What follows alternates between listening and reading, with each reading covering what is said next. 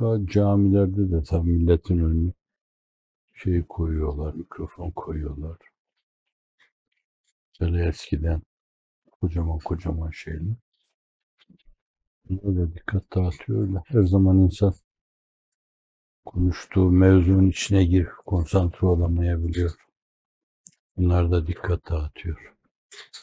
Kendinde insanın yok olması lazım ki onları görmesin.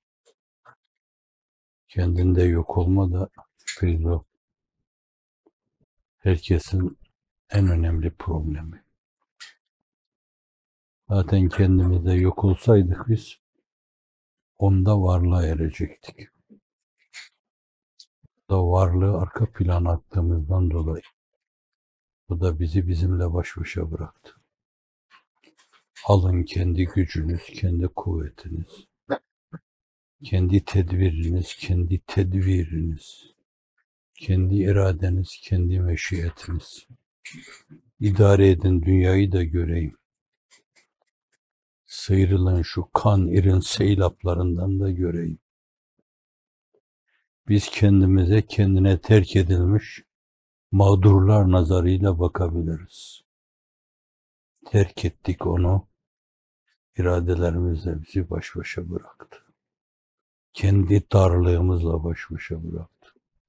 Kendi aczimizle, zaafımızla. Rahmetinin enginliğinden ümit ederiz.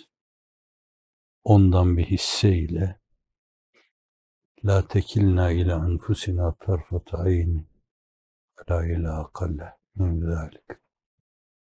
Hakikatiyle serfiraz kılar. Kendimizi ettik. Bugün dedim değil mi bir kere? Oscar'ın enfes sözünü. Alemin yaptığı ne kadar büyük olursa olsun bizi ettiğimiz talyayı aşmıştır. Biz kendimizi ettik. Hem öyle bir ettik, başkasının edeceği bir şey kalmadı. Keşmir deyip bir gün ona ağlıyoruz. Irak deyip bir gün ona ağlıyoruz.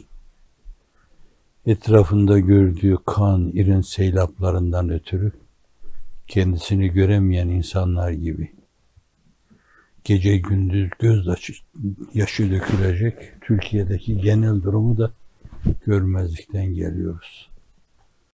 Her gün şeytanca bir kısım müzmerat, bir kısım hesaplar, bir kısım şeytani fikirler, dini imanı durdurma adına, çözme adına, dine karşı hizmeti engelleme adına ne planlar, ne planlar. Hepsinden beter. Çünkü biz bize terk edilmişiz. Vesselam. Ve la telumuni ve lumme enfuseküm. Şeytanın bu sözü kitabın tam ortasında. Beni ne kınıyorsunuz? Kur'an ifade ediyor. Kendinize bakın.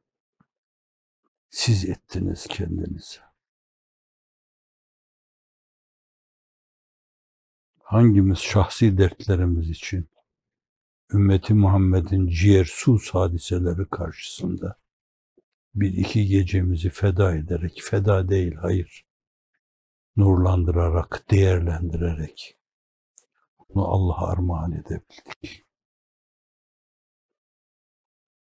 Bir çocuğumuzun dünyaya gelişi karşısında duyduğumuz heyecan kadar, bir şebi arusumuzda duyduğumuz heyecan kadar, şahsi vahil ev hayatımız adına duyduğumuz bir heyecan kadar, kan deryaları içinde yüzen İslam dünyasının ızdırap ve elemleri karşısında heyecan duyduk mu? Ben demeyeceğim ama meleği alanın sakinleri yazıklar olsun size derler. Ömrünü dalalette, küfürde ifna etmiş birisi karşısında Hazreti Ömer çocuk gibi ağlar. Bu yaşa gelmiş de efendisini tanıyamamış. Onun gemisine binememiş. Onunla ebedi hayata açılamamıştı. Ya lehu min insaf. Duygusuzluk, şeytanın insan üzerinde bence en önemli silahıdır. Anlamama, duymama, ölesiye ızdırap çekmeme, şeytanın insan üzerinde en güçlü silahıdır. Dindar olma başka mesele, inanma başka mesele, cennete namzet olma başka mesele, ya girme ümidini taşıma başka mesele. Bunlar Allah'a kalmış işler. Ben mümin deyince mutlak zikir kemaline masruftur. Hakiki mümin. Ondan bahsediyorum. Şimdi kendimizden bahsedelim, bırakalım hakikisinden bahsetmeyi. Bize düşen o. Bırak işin gerçeğini. Şaka ne güzel bizi eğlendiriyor. Ekşitme yüzünü Kemal Bey. Kemal ehli kemalatı kemal ile buldu hep. Kemalsız bir faydadır fiddevu zeheb. İnsanın yaratılışından maksat kemale ermektir. İnsanı kamil olmak.